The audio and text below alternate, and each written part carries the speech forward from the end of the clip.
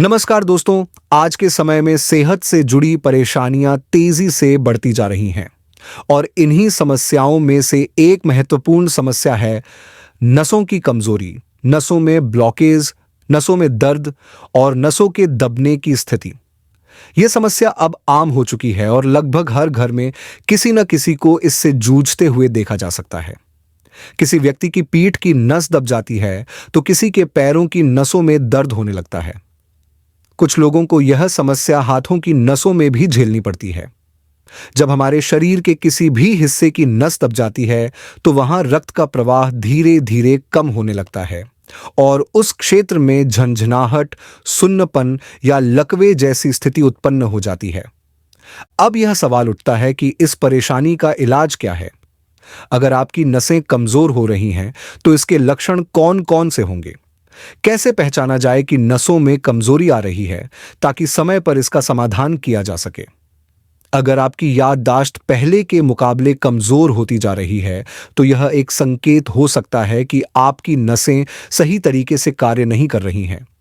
अगर आपको बार बार चक्कर आते हैं तो यह भी इस बात का संकेत है कि आपकी नसें कमजोर हो रही हैं। जब शरीर में रक्त प्रवाह सुचारू रूप से नहीं होता तो कई तरह की समस्याएं उत्पन्न होने लगती हैं। अगर आप अचानक खड़े होते हैं और आपको चक्कर आ जाता है या आंखों के आगे अंधेरा छा जाता है तो यह भी नसों की कमजोरी का एक बड़ा लक्षण हो सकता है। इसके अलावा पाचन से जुड़ी दिक्कतें, अनिद्रा और शरीर में रक्त की कमी भी इस बात को दर्शाती है कि आपकी नसें धीरे धीरे कमजोर हो रही हैं। अब यह समझते हैं कि नसों की कमजोरी होने के पीछे क्या-क्या कारण हो सकते हैं। नसों की कमजोरी के 3 मुख्य कारण होते हैं। अगर इन कारणों को सही तरीके से समझकर संतुलित कर लिया जाए तो नसों की कमजोरी को दूर किया जा सकता है और भविष्य में इसकी संभावना को भी कम किया जा सकता है। विटामिन बी 12 की कमी। विटामिन बी 12 हमारे शरीर में नसों के लिए एक सुरक्षा कवच की तरह कार्य करता है। यह नसों के चारों ओर माइलिन नामक एक सुरक्षात्मक परत बनाता है जिससे नसें मजबूत रहती हैं और सुचारू रूप से अपना कार्य करती हैं।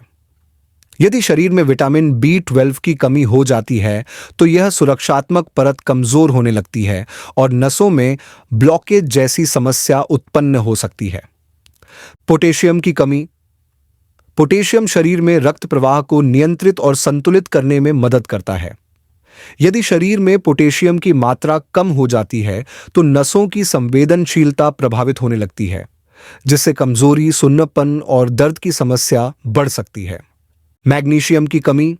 मैग्नीशियम नसों को ऊर्जा प्रदान करने में मदद करता है। अगर शरीर में इसकी मात्रा कम हो जाती है तो नसों की कार्यक्षमता प्रभावित होने लगती है और व्यक्ति को थकान, सुस्ती और कमजोरी महसूस होने लगती है। अब हम यह जानते हैं कि किन चीजों से दूरी बनाए रखनी चाहिए ताकि हमारी नसें मजबूत और स्वस्थ बनी रहें। अधिक मात्रा में नमक और चीनी के सेवन से बचें।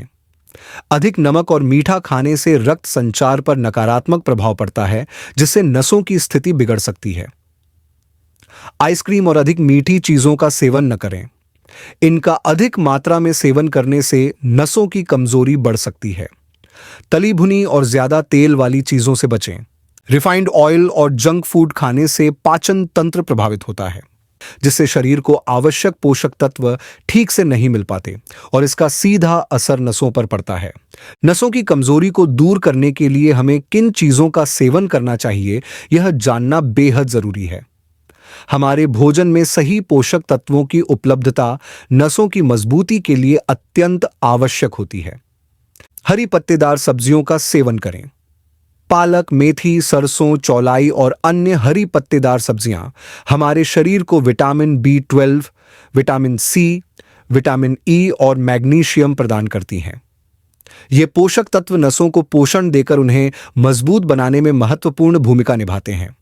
यदि हम अपनी नियमित दिनचर्या में इनका सेवन करें तो नसों की कमजोरी धीरे धीरे दूर हो सकती है। ओमेगा 3 फैटी एसिड से भरपूर खाद्य पदार्थों का सेवन करें। अखरोट, अलसी के बीज, चिया सीड्स और मछली जैसे आहार ओमेगा 3 फैटी एसिड का समृद्ध स्रोत होते हैं। ये तत्व हमारे शरीर की नसों को मजबूती प्रदान करते हैं और उनके सही कार्य करने में सहायता करते हैं। किशमिश का सेवन करें। अगर हम रोजाना भीगी हुई किशमिश खाते हैं तो इससे रक्त संचार बेहतर होता है और नसों की कमजोरी को दूर करने में मदद मिलती है। इसके अलावा यह शरीर को ऊर्जावान बनाए रखने में भी सहायक होता है। डार्क चॉकलेट खाएं। डार्क चॉकलेट में एंटीऑक्सीडेंट होते हैं जो नसों की कमजोरी को कम करने में सहायक साबित होते हैं। हालांकि इसे अधिक मात्रा में न खाएं और खासकर रात में इसके सेवन से बचें। ब्रोकली को अपने भोजन का हिस्सा बनाएं। ब्रोकली को सलाद या उबली हुई सब्जी के रूप में खाया जा सकता है। इसमें पाए जाने वाले पोषक तत्व नसों की कार्यक्षमता को बेहतर बनाने में सहायक होते हैं। यह एक अत्यधिक लाभकारी सब्जी है जिसे नियमित रूप से खाने से शरीर को संपूर्ण पोषण मिलता है। दोस्तों, हम सभी यह भली भांति जानते हैं कि हमारे शरीर को स्वस्थ और ऊर्जावान बनाए रखने के लिए शारीरिक गतिविधि और योगासन का विशेष महत्व होता है।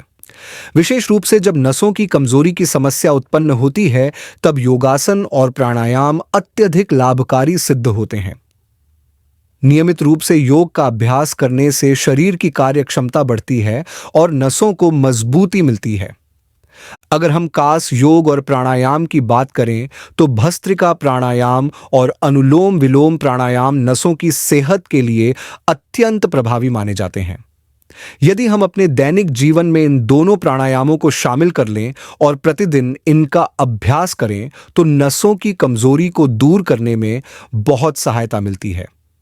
इनके अभ्यास से शरीर में ऑक्सीजन का प्रवाह बेहतर होता है, जिससे रक्त संचार सुचारू रूप से चलता है और व्यक्ति अधिक ऊर्जावान और ताजगी से भरा हुआ महसूस करता है। अब हम उस विशेष उपाय पर चर्चा करते हैं जो नसों की कमजोरी को दूर करने में सहायक होता है और साथ ही शरीर में विटामिन B12 की कमी को पूरा करने में भी महत्वपूर्ण भूमिका निभाता है। इसके अलावा यह उपाय शरीर में पोटेशियम और मैग्नीशियम जैसे आवश्यक खनिजों की आपूर्ति करने में भी मदद करता है, जिससे नसों को संपूर्ण पोषण मिल सके और वे अधिक मजबूत बन सकें। प्यारे दोस्तों, यह पोषक तत्वों से भरपूर चीज कोई और नहीं बल्कि कद्दू के बीज हैं, जिन्हें अंग्रेजी में पंपकिन सीड्स कहा जाता है। अक्सर लोग यह सोच लेते हैं कि यदि वे इन बीजों का अधिक मात्रा में सेवन करेंगे तो उनके शरीर में जल्दी से सभी आवश्यक पोषक तत्वों की पूर्ति हो जाएगी और नसों की कमजोरी जल्द ठीक हो जाएगी। लेकिन यह एक गलत धारणा है, क्योंकि किसी भी चीज का अत्यधिक सेवन शरीर के लिए हानिकारक हो सकता है। इसलिए आपको प्रतिदिन केवल 1 चम्मच कद्दू के बीज खाने चाहिए। इससे अधिक मात्रा में इनका सेवन करने से बचना चाहिए, क्योंकि ये बीज पचने में भारी होते हैं और ज्यादा खाने पर अपच, गैस या अन्य पेट संबंधी समस्याएं उत्पन्न हो सकती हैं। वैसे तो सभी प्रकार के बीज पचाने में थोड़े कठिन होते हैं, इसलिए इन्हें संतुलित मात्रा में ही लेना चाहिए। यदि आप चाहें तो इन बीजों को हल्का सा सूखा भून सकते हैं, जिससे ये स्वादिष्ट भी लगेंगे और आसानी से पच भी जाएंगे। इसके अलावा आप इन बीजों को पीस कर पाउडर बना सकते हैं और इसे 1 चम्मच दूध में मिलाकर सेवन कर सकते हैं। यह तरीका भी शरीर को लाभ पहुंचाने में सहायक होता है और इससे कद्दू के बीजों को आसानी से पचाया जा सकता है।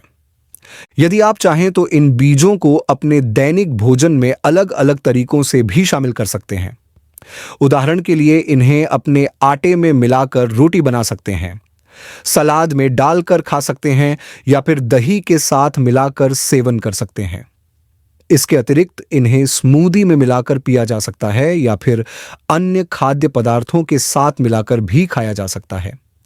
आप अपने स्वाद और सुविधा के अनुसार किसी भी तरीके से इनका उपयोग कर सकते हैं, लेकिन इस बात का विशेष ध्यान रखें कि प्रतिदिन केवल 1 चम्मच ही लें, इससे अधिक न खाएं।